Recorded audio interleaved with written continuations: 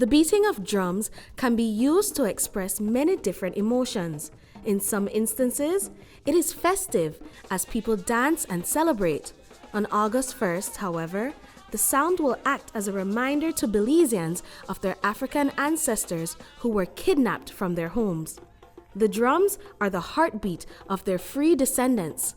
The drums are also a tribute to the lives lost and the ones that were set free. Rolando Kokum, director of the Institute for Social and Cultural Research, spoke with us about the foundations of emancipation in the region. When we're thinking about this period, there are several things that occur, and there are several key steps that gets us to emancipation, including, of course, the acts and the actions of the enslaved people themselves who resisted being enslaved.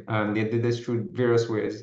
The most popular and known as revolts, meaning physically taking arms and saying we must free ourselves, we must live on our own accords, and so on.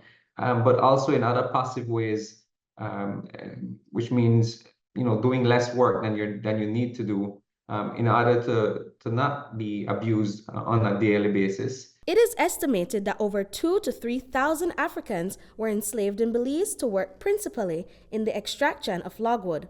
Kokum explains that there is a misconception that slavery was not as severe in Belize. However, records indicate that Africans were fleeing the settlement to gain freedom in Mexico and West Guatemala. Yaya Marin Coleman, a community organizer dedicated to the empowerment of African communities, told us that the Atlantic slave trade was an interruption of the African story and stressed the importance of acknowledging how that interruption is still impacting people today. Now, we are in a different worldview. Most of the worldview we use in 2024, they're not we worldview. They're not indigenous people worldview. So you'll find what I call African descendants, or say people of color, including indigenous people, that we have a lot of solidarity because we're oppression that is same. Before European people come with the extraction and natural resources, murdering with people for personal gains, get massive wealth to make them no-call and self-first world country.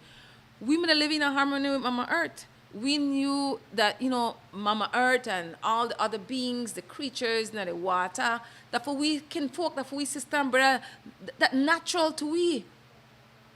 So that one interruption of that glorious history, our stories, because his story, her story, our story, when our African ancestresses and ancestors, with the complicity of some of our people, but at that time, our people had no idea what they made do as far as what happened to the people. Like, then considered, just like when our people were enslaved, someone then considered themselves ever being free. Emancipation Day was formally recognized as a holiday in 2021.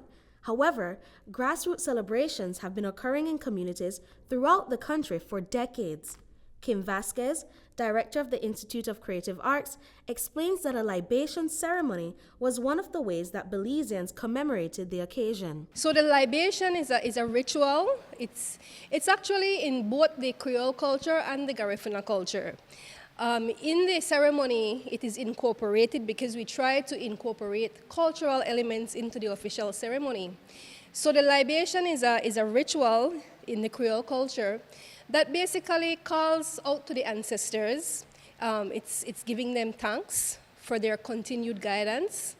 It's asking them to continue guiding us, and also asking them to come and join us and be present there in spirit in the ceremony as we call out their names.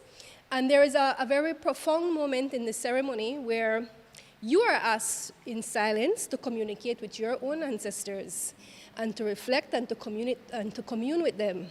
And while this is happening, of course, water is being poured symbolically, and that is like how the libation ceremony is done. The descendants of the enslaved Africans are still feeling the impacts of slavery to this day, with limited access to education, healthcare, and opportunities.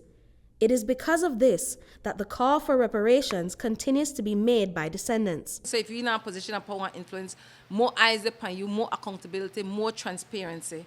And when you're wrong, just say I'm wrong and work on the better. That's just that. So and so even when we talk about, and that's why it's so important to frame it as African emancipation, African reparations, because other groups of people, get reparations. And reparations is not primarily about finance. The biggest reparation is the repair of self. Emancipation Day is formally recognized one day of the year, but Belizeans are a living testament to that day and that freedom. So we could think about emancipation on the day itself, but you could also think about the everyday experiences that expresses African emancipation. And you can think about this, for instance, in true language, Creole, that is lingua franca, that is language that we talk every day. And that itself is an expression of African resilience and African, the spirit of freedom. Britney Gordon for News 5.